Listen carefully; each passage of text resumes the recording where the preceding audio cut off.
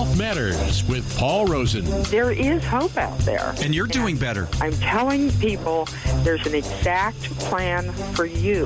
Wow. And it was, I just could not believe it. With your host, Paul Rosen. Let's focus on fragrances and cleaning and personal care products. What are the offending chemicals in particular, right? These things have been related to cancer, reproductive toxicity, and compromise, allergies, migraines.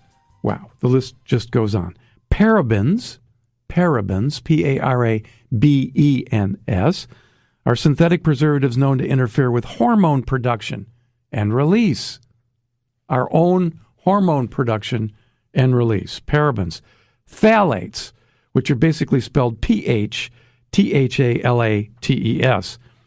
This is a synthetic preservative that is carcinogenic and linked to adverse reproductive effects, right? And synthetic musks or fragrances.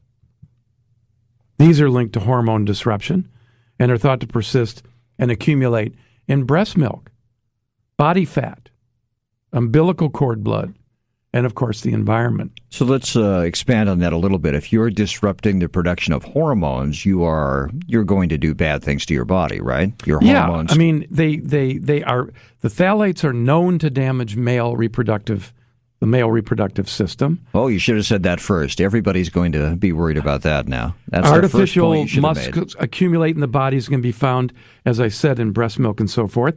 Asthma can be both the cause, right, due to these chemicals. I mean, the list goes on. And if you have an existing condition like asthma, as you just indicated, these chemicals can make it far worse. Vinyl products, right? You know that smell in new plastic products, like a shower curtain? Sure. I think many of us kind of like that smell because we've come to associate it with newness.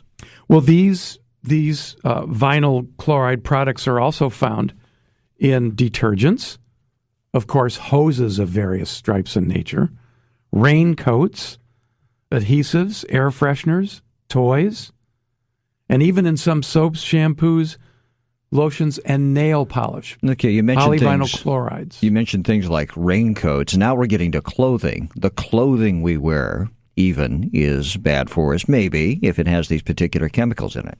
Indeed. And it looks like we have a call, so shall we go to the phones? I would love to.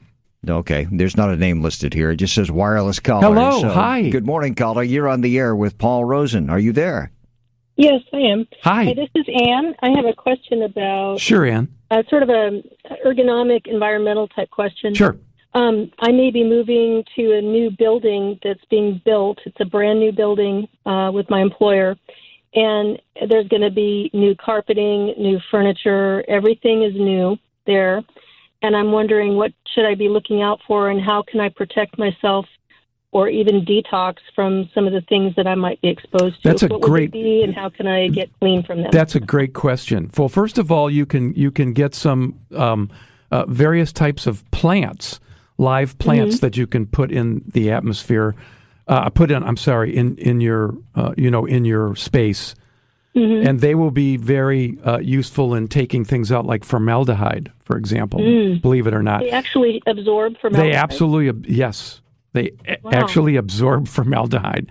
Plants are our friends in so many ways. Yeah. And for the types of plants, you can actually Google plants to condition, your air, your household air, and the various types of plants. You can also, I don't know if it's available on EWG.org, but environmentalworkinggroup.org is a main source for a lot of alternatives to what I'm discussing today. That's good to know. Yeah, EWG.org. I've heard of them. Yeah. I have one other question. My husband and I just bought a Sleep Number bed, and as we're putting it together, it's an air bed. Yeah. And I just think, it occurred to me, they say you're supposed to air out your shower curtain to let the gases off gas Right. and release before you put it, because they're highly carcinogenic. Yes. So I started thinking about the Sleep Number bed and the mattress of it and all the components, the foam and everything, and I'm wondering, what about that? Can you speak to that? Well, I mean, I can't speak specifically to that make or model, but you're on the right track. And so the other thing that I would do is think about getting a very good air purifier. Now there are tons of air purifiers out there, and many of which are useless. But there are some that are extremely useful and work. They're not cheap. Mm-hmm. They're not cheap. You'll pay for a good one. You'll pay anywhere between, $500, $600, $700, and $1,000 for it. How can you tell the difference between a good one and a cheap one? Well, the rating. The rating. And rating, I would go to ewg.org.